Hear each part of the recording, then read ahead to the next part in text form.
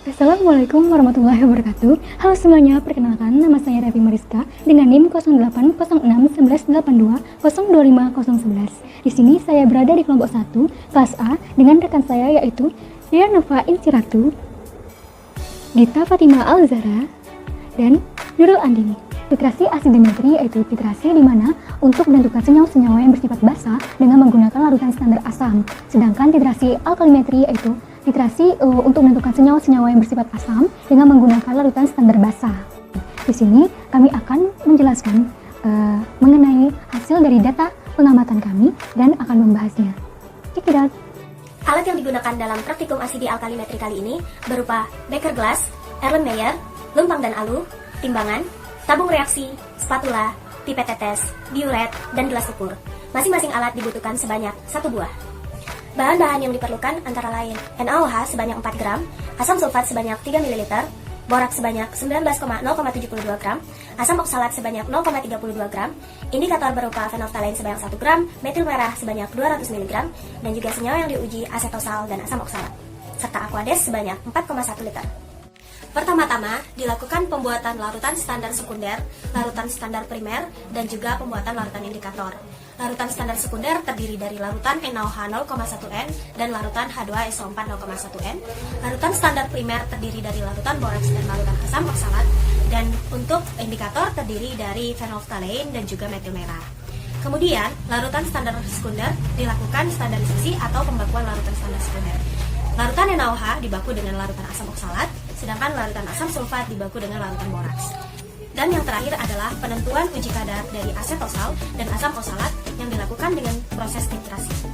Aku coba mau bahas sedikit perhitungannya ya. Nah, di sini kan kita diminta untuk mencari pembakuan NaOH 0,1N dengan asam oksalat 10 ml dan menentukan kadar asam salisilat. Replikasi kita lakukan sebanyak 3 kali untuk memperoleh hasil yang lebih tepat dan lebih akurat. Pada pembakuan NaOH ini diperoleh masing-masing volumenya itu 10,8 mili, 14,2 mili, dan 12 mili sehingga volume rata-ratanya 12,33 mili. Setelah kita dapatkan volume rata-rata NaOH-nya ini, ya kita lakukan perhitungan dengan asam oksalat sehingga normalitas yang didapatkan sebesar 0,123 N. Berarti kalau yang ini asidimetri dong, karena yang bertindak sebagai larutan standar primernya itu si asam oksalat yang kita tentukan kadar basanya si NaOH. Kalau kadar asam salisilat alkalimetri dong, kebalikannya. Yang kita carikan si kadar asam salisilatnya gitu. Yang sebagai titratnya ntar di Erlenmeyer.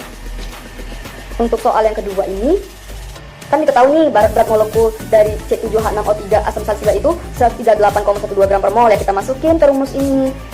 Diperolehlah 271,82016 mg. Karena kita mau bikinnya 500 ml, berarti persentase kadarnya itu 54,36% dong gitu. Sebenarnya kita harus tahu juga nih prinsip dari titrasi asidi alkalimetri itu apa sih? Dia berdasarkan reaksi netralisasi. Jadi ada reaksi dari ion hidrogen yang berasal dari asam dan ion hidroksida yang berasal dari basa sehingga dihasilkan garam dan air yang bersifat netral gitu. Nah, titrasi ini kita lakukan dengan menambahkan titer sedikit demi sedikit sampai mencapai keadaan ekivalen, titik ekivalen gitu. Titik akhir titrasinya itu sebaiknya didapatkan sedekat mungkin dengan titik ekivalen. Titik akhir titrasi itu apa sih? Ketika indikator asam basanya itu mengalami perubahan warna gitu. Kalau titik ekivalen kan ketika asam basanya itu tepat habis bereaksi.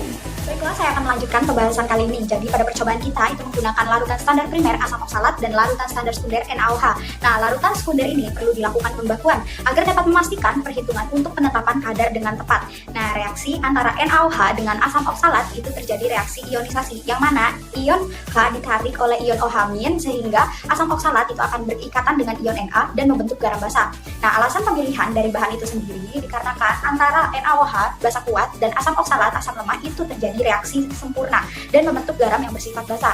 Nah, dari reaksi antara basa kuat dan asam lemah itu akan lebih mudah diamati titik akhir titrasinya. Indikator yang digunakan itu berupa fenolftalein, yang mana dipilihnya itu karena range pH indikator ini 8,3 sampai 10, yang mana mendekati pH garam basa yang dihasilkan. Maka dengan indikator ini akan terbentuk titik akhir titrasi yang ditunjukkan dengan adanya perubahan warna. Nah, kurva dari titrasi yang terbentuk ini seperti ini, yang mana pada pH awalnya itu di basa, kemudian setelah dititrasi akan berubah pH-nya dan mencapai titik ekuivalen pada kisaran pH 8-9. Sekian dan terima kasih dari kelompok kami. Wassalamualaikum warahmatullahi wabarakatuh.